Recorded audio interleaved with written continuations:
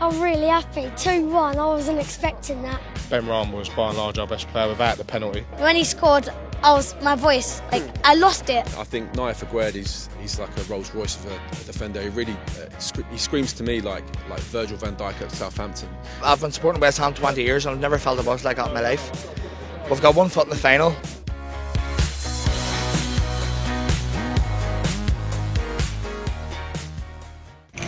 Retrouvez votre magazine avec Winamax. Winamax, le plus important, c'est de gagner.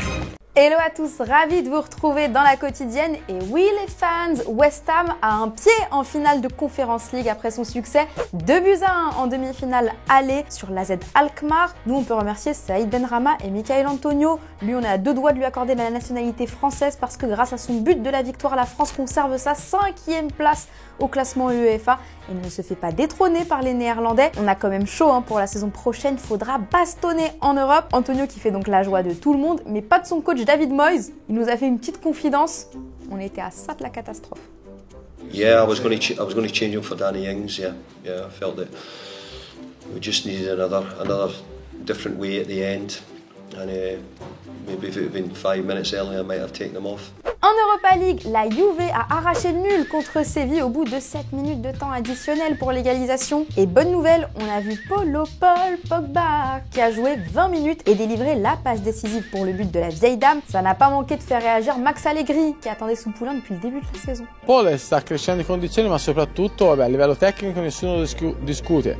Quando le partite, soprattutto come quando è entrato lui nell'ultima mezz'ora, diventano partite sulla metà campo, lui incide di più perché con la palla addosso, la tecnica che ha, è normale che magari se fosse partito all'inizio a campo aperto con quei ribaltamenti di fronte avrebbe avuto un po' più di difficoltà.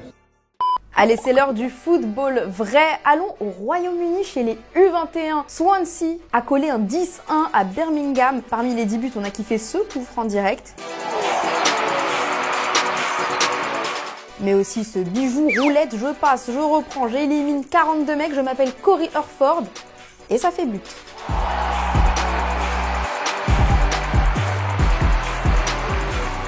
Enfin, on a bien aimé aussi celui-là en une touche, bam, les Britanniques ont du talent et l'eau ça mouille. Revenons en France, au Paris Saint-Germain, ça faisait longtemps. Ce week-end, les Parisiens affrontent Ajaccio. Après toute la polémique autour du voyage interdit de Léo Messi en Arabie Saoudite, on en a pris une bien bonne. Il a visiblement toujours un fan au club. Il s'appelle Christophe Galtier. Léo, c'est Léo. Léo Messi, c'est Léo Messi. Je ne vais pas vous parler des stats de cette année de Léo, qui sont des stats très, très intéressantes. Évidemment que j'ai parlé avec Léo dès son retour avec nous mardi, pour voir dans quel état d'esprit il était. Je l'ai trouvé très serein, très motivé à jouer, très déterminé à glaner encore un titre supplémentaire, un titre de champion de France. À partir du moment où je l'ai vu toute la semaine investi dans le travail, oui, Léo va démarrer demain. Et PSG toujours hier soir, énorme coup de gueule de Kylian Mbappé, je vous explique pourquoi. L'équipe a révélé que les joueurs de l'équipe de France Espoir avaient souhaité se révolter après un souci en raison du Ramadan et ce serait Kiki en personne qui serait intervenu pour les dissuader de faire grève. Que nenni, selon notre capitaine qui a répondu de manière cinglante, évitez de mettre mon nom dans vos salades et vérifiez vos sources. Voilà qui est dit. En attendant le PSG, ce soir, Reims se déplace sur la pelouse du RC Lens. Le 2e contre le 10e, gros match à venir pour Will Steele. Mais le gars, il est en plein remaniement. Ouais, ça se bouscule à l'infirmerie. Ouais, on a une petite hécatombe qui est embêtant. Avec Kamo Doumbia qui s'est fait une lésion au quadriceps, avec Thibaut de Smet qui a une lésion au ischio. Ceux de la semaine dernière avec Mitch Van Bergen qui est toujours blessé, Maolida qui est toujours malade, Duparchi qui est toujours indisponible et Pento aussi. Donc Thibaut et Kamo sont rajoutés à cette liste d'indisponibilité.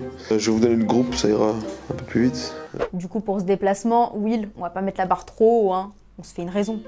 C'est bien, ça va être un vrai match et qu'on va essayer d'en profiter déjà de 1 parce que jouer à Bollaert c'est quelque chose et on va essayer de les embêter le plus possible.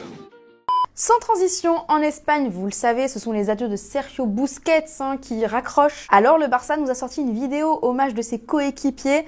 Apparemment, ils sont tous affectés par son départ. Il n'y a rien qui va, musique trop forte, air dépité. On se demande s'il est encore vivant, le Sergio.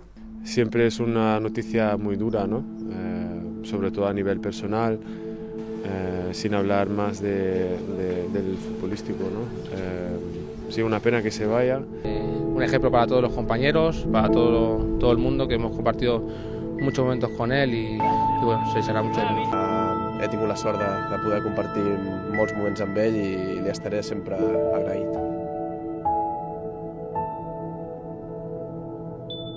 Avant de se quitter, j'ai deux infos pour vous. Tu veux la mauvaise ou la bonne en premier, Hugo? Je préfère la mauvaise, ça passe. Ouais, eh bien c'est une fin de saison pour William Saliba, c'est ce qu'explique The Athletic. Le défenseur ne devrait plus rejouer avec Arsenal, il s'est blessé au dos. Le 16 mars, il raterait les 3 dernières rencontres charnières pour les Gunners face à Brighton, Nottingham Forest et Wolverhampton pour le titre.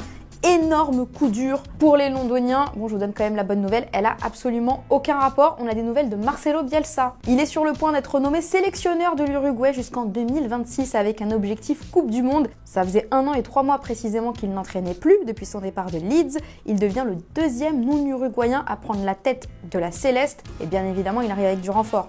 Sa glacière. Hier, je vous demandais si selon vous, l'AC Milan pouvait opérer une remontada et se qualifier pour la finale de la Ligue des Champions après sa défaite 2-0 face à l'Inter. Denji, pour toi, les rossoneri peuvent inverser la tendance, surtout si Raphaël Leao est de retour. Cela peut être un carnage LT, t'es d'accord? Tu nous dis de retenir ton message, 3-0 mardi prochain avec un doublé de Giroud et un but de Leao. Je ressortirai ton commentaire, attention. Et voilà, c'est déjà la fin de la quotidienne. La bonne nouvelle, c'est qu'on va se retrouver lundi. Profitez de ce week-end de championnat et d'ici là, on se quitte en images et en musique. Ciao.